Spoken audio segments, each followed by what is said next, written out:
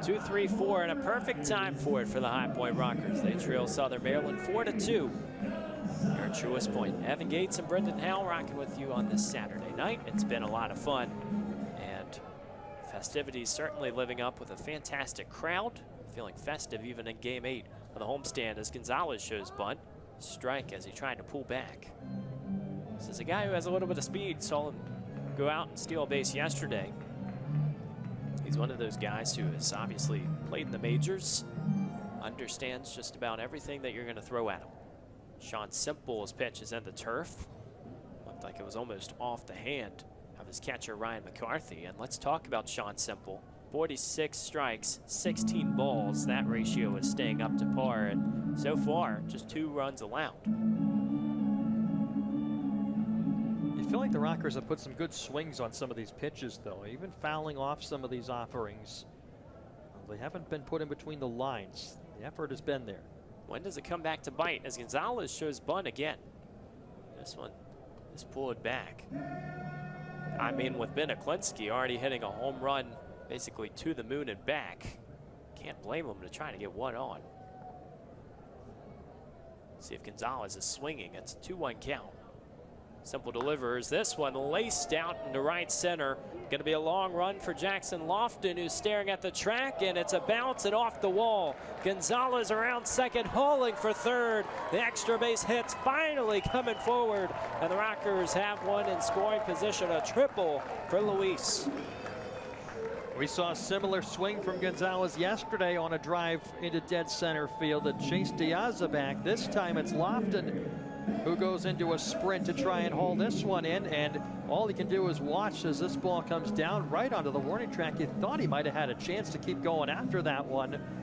Just misjudged it a little bit, fortunately for the Rockers that he did, because it results in a stand-up triple for Gonzalez. That one was still on the turf when it bounced. Here comes Ben Aklinski, first pitch swinging, pops it up. Second baseman pointing, looks like Lofton in center will have it. Gonzalez chooses a tag. Throw coming in, no, halfway down the line. He's going to go back to third, and throw is not in time, so just one down. The pop-up in center. Luis thought about it and quickly retreats. Well, that's a pitch Aklinski would like to have back. He was just a fraction late and a bit under it. That was almost an identical pitch to the one that he drilled off the side of the ticket booth in left center field, and this time just a little bit uncalibrated. Food Hall's going to need new windows if he gets that pitch back, and Ben Aklinski has really taken a tour of the ballpark with some of the swings he has put on. Now 12 home runs after the one earlier today. Drew Mendoza steps in the cleanup spot. Pitch at the knees is a ball, with Gonzalez standing at third. Well, like we talked about to start the inning, these swings from the Rockers have been consistent throughout the game, and regardless of Semple's pitch counts. Next one low. Which certainly favors more strikes to balls, and with a ratio like that, you'll stick around in the game for a little while unless you start to miss your spots in the zone. And if the Rockers can begin to slap them around a little bit, things could tumble quickly for Semple. That's a fantastic point.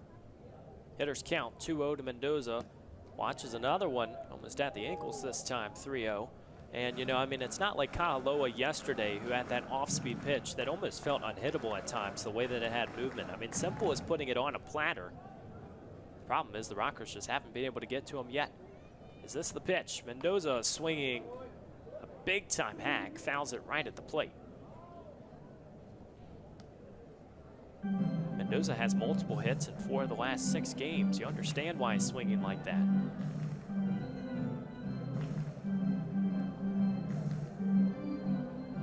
Back-to-back nights with a triple for the Rockers. Ian Yetzko had one yesterday, inserted into the lineup for Cody Wilson. Had a bit of a hamstring issue after running to first base earlier in the game. This time it's Luis Gonzalez. 3-1 count. On the way, Mendoza lines it into left center, might be extra bases again. Gonzalez a slow trot home. Mendoza's hauling for second, and a slow retrieval. He's halfway down the line, goes back to second. But guess what? The Rockers get one back. It's 4-3. Slowly but surely, the Rockers chipping away and add another tally. Drew Mendoza once again. How many times have we seen that swing this year where he just drives the ball effortlessly to the gap opposite field? That is just a silky smooth swing there, keeping the barrel through the zone, driving that pitch, getting the Rockers another tally on the board. Extra, extra. Read all about it. 2 extra base hits here in this inning for the Rockers. They try to extend it with Max Vieira, who's 0 for 2 on the day. Really Mr. Consistency to start the month, though it has slowed down a little bit. Can he drive in the tying run? First pitch swinging, foul back. Hey, Brendan, we've been asking about that High Point inning. This one certainly has all the feels of it, just 1 down. Yeah, and you're looking for that big swing. Certainly right now with only 1 out, you've got Vieira in the box, a contact hitter, and then Davidson behind him. Davidson doesn't know any different. Just his 2nd game as a Rocker. Pitch on the way, swing and a miss. Vieira wants that one back. A little bit of a smile, readjusting and getting back in the box. 0-2 count, 1 down. Bottom of the 6th. High Point has already gotten 1 back against Southern Maryland. They still trail 4-3. The offering grounded into center field, base hit again.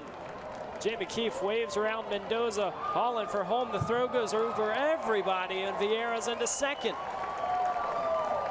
Jackson Lofton tried to send one to the concessions, and the throw way over the heads of the infield. An easy double. It feels like this team is poised to make a postseason run, but Lynchburg wants a final breath. Olivia Harris just scored 1,000 points at EMU. She wants her career to keep on going past the regular season. Can Lynchburg seize the moment is the question. They're in the home whites, and we're underway from Turner Gymnasium. Kaysen back to the other side. Here is Olivia Harris, who needs just 1 point to crack the program's top 10 list for scoring. Won't happen on this possession. Tie up under the bucket between Simone Brown and Brooke Kaysen, and the Cats take possession. Immediately on that first possession, you see how quickly Randolph's moving, the switches that they're having inside of that zone to kind of get, their man guarded, force those passes out. Littlejohn had a really good look there, wasn't able to come down with the shot or the offensive rebound, but you're going to kind of see that matchup play as this game continues to go. Well, let's discuss this, because zone offense is so different than just going one-on-one with your man. Lynchburg is a 3-point shooting team, and Randolph constantly guards the perimeter. What other options are there for the Hornets today? It's going to be very tough because a lot of their game plan is kind of settling down, waiting until the shooter gets open before, whether it's facilitating or driving or whatever it is. And Randolph is going to force them to kind of quicken their pace up, move that momentum up, and that's something that we haven't, seen Lynchburg be successful at a lot this season, but it's something that I'm sure they practice and they've got a game plan ready to go. Randolph is a team that forces so many turnovers, forced 23 against Guilford in a big-time win last time out, a win that ultimately has them in a dominant position for the ODAC tournament. Olivia Harris strikes the straightaway 3-pointer to put her 10th all-time on the Lynchburg program scoring list.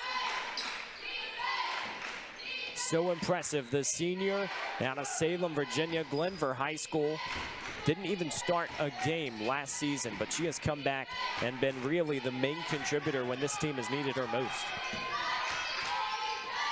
On the other side, some reversals. Here is Kylie Stark. Goes up and around Spainhour, off the mark. And somehow the Wildcats corral the offensive board. Outside, Simone Brown wants to fire from 3, no good.